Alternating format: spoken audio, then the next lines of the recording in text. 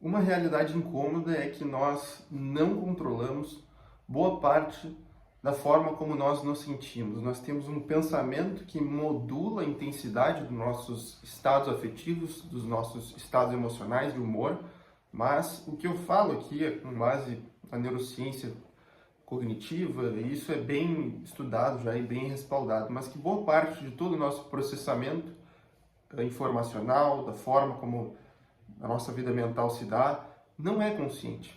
Isso não significa que todas as hipóteses sobre consciente dinâmico são válidas, de forma alguma. Porém, pelo menos boa parte da nossa vida mental é influenciada ou produzida pelo o que chamamos de inconsciente cognitivo.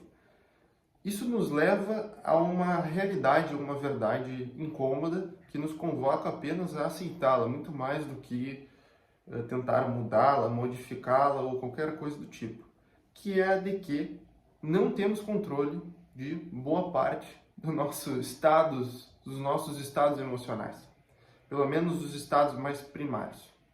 Não temos acesso a isso, não temos acesso a todos os fatores que influenciam a nossa tomada de decisão, porque antigamente, principalmente, nós pensávamos a partir de um penso logo existo. Isso é uma visão bastante corticocêntrica que faz pensarmos, basicamente, que o suprassumo da existência seria o pensamento lógico e tudo mais. Porém, isso nos leva a desconsiderar muitas vezes o papel que os afetos ou aquelas as chamadas emoções têm na nossa suposta razão. O penso logo existo nos leva a crer que eu posso acessar uma verdade universal e imparcial a partir de um extenso pensamento, de uma extensa reflexão. O problema não é refletir ou pensar demais. O problema é achar que através disso tu conseguirá desvendar ou encontrar uma realidade aplicável a tudo e a todos, que não esteja de forma alguma conectada à tua própria história ou à tua própria necessidade orgânica de manter uma sobrevivência. Basicamente, o que eu quero dizer aqui é que existe toda uma estrutura biológica anterior que permite o pensar, mas que através do pensamento nós podemos nos equivocar e desconsiderar toda essa base antiga evolutiva que tem a ver, que remete às estruturas subcorticais que, de novo, como o próprio nome já diz, subcórtex, está abaixo do córtex, e que são áreas responsáveis principalmente pela produção de valência afetiva, que seria, numa perspectiva contemporânea, por exemplo, do Mark Solms, Jaak Pansek, enfim, e também não só de outros neurocientistas que fogem desse corticocentrismo, de que isso serve como combustível para o pensamento. O pensamento serve para a sobrevivência, de alguma maneira. E esses afetos também mobilizam comportamentos involuntários automáticos, que uma vez que eu tenho uma camada cortical cada vez mais complexa sobre esse subcórtex, eu consigo personalizar mais os meus comportamentos e os meus pensamentos, as minhas tomadas de decisões, contextualizando elas. Mas, numa situação de emergência, numa situação de vida ou morte, o que sobra, o que é priorizado na realidade, o que é desligado, são esses pensamentos mais abstratos, subjetivos, complexos, contextualizados. Por exemplo, quando você pensa em uma pessoa em coma, existe a preservação dessas estruturas mais nucleares e necessárias ou fundamentais para a sobrevivência. O pensar é um plus, é um a mais. Por que eu estou fazendo esse vídeo? Porque eu estou pensando alto aqui. A ideia desse vídeo e a ideia desse conteúdo que eu estou produzindo é a de que é uma ideia consolidada, não é algo novo, inovador.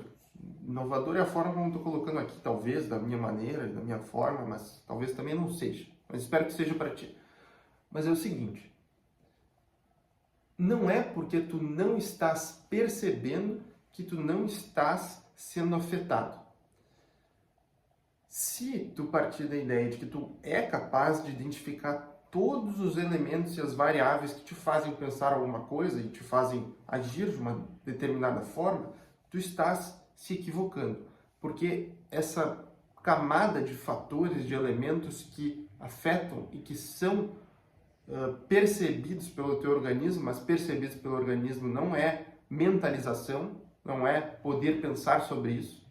Se tu pensar que não existe isso, que tudo tu consegue identificar e tudo mais, tu vai achar que está sendo imparcial, mas não vai estar.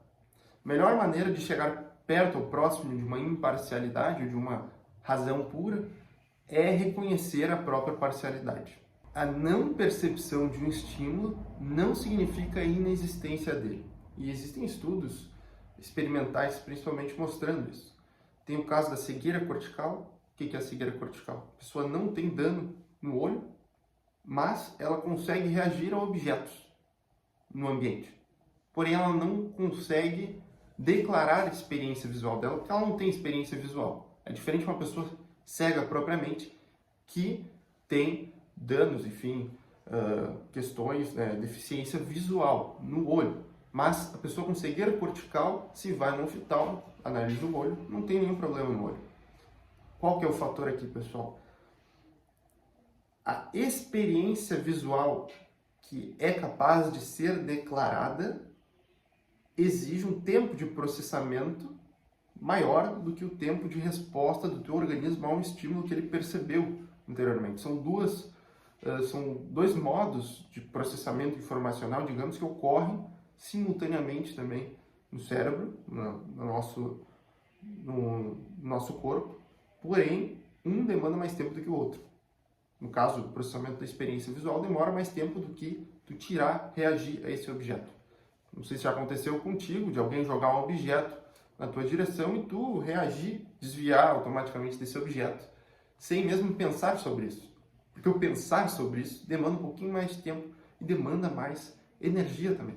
Tudo isso para dizer que, se tu está buscando especificamente, exatamente todos os fatores que te levaram a se sentir de uma determinada forma porque essa forma é ruim, que te levaram a pensar ou agir de uma determinada forma ruim, talvez tu se frustre.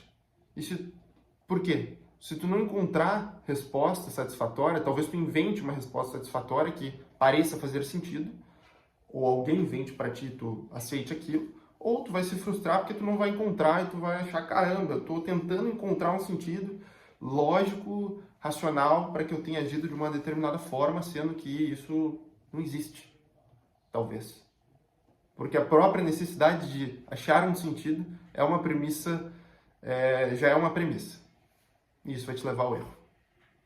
Então, temos que aceitar, na verdade, talvez se tu aceitar essa dimensão de não controle de boa parte das coisas que te levam a agir de uma determinada forma, seja algo a ser considerado para a tua própria sanidade mesmo, mental, saúde. Talvez isso te leve a ter uma vida um pouco de mais bem-estar. Não significa que nós não podemos tomar decisões com base nos contextos. Tipo, será que vale a pena me colocar nesse contexto? Porque esse contexto pode me fazer sentir de determinada forma e me fazer provavelmente tomar uma decisão que agora, tranquilo, no ambiente seguro, eu não queira. Talvez isso seja o caminho. Prever como a gente vai se sentir e provavelmente pensar em determinadas situações antes de nos colocarmos nelas. Isso não é prever a situação, mas é se prever em determinados contextos.